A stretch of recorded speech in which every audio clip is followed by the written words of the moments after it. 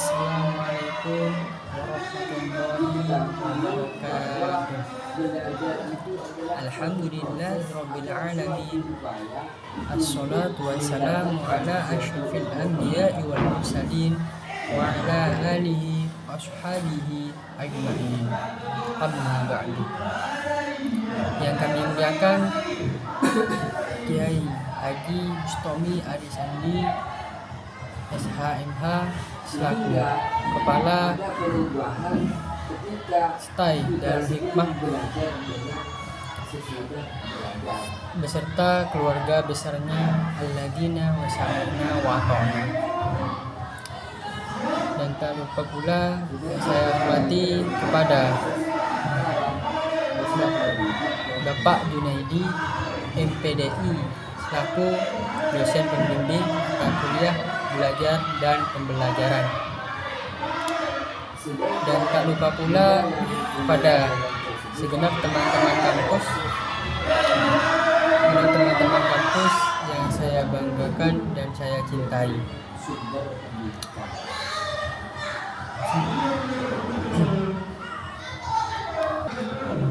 Perkenankan saya untuk mengenalkan diri terlebih dahulu. Nama saya Quraisy Asnari. Saya mahasiswa Stai Darul Hikmah Bangkalan, Prodi PAI semester 2, di mana saya akan melaksanakan tugas UAS mata kuliah belajar dan pembelajaran yang dibimbing oleh Bapak dosen Bapak Junaidi MPD. Baik, langsung saja saya akan menjelaskan teori belajar humanisme. Teori belajar humanisme adalah pendekatan dalam psikologi dan pendidikan yang mementingkan aspek-aspek kemanusiaan dalam proses belajar.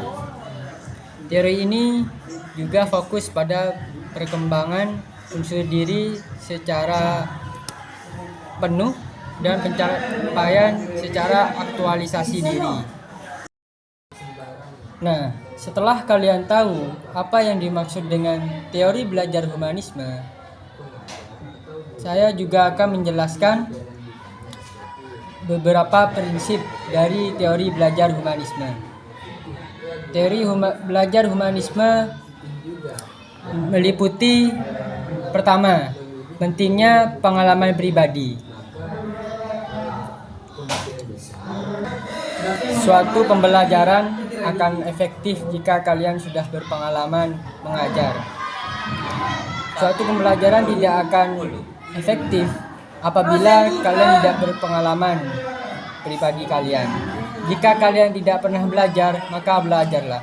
Tugas santri itu kalau tidak belajar, ya mengajar kawan.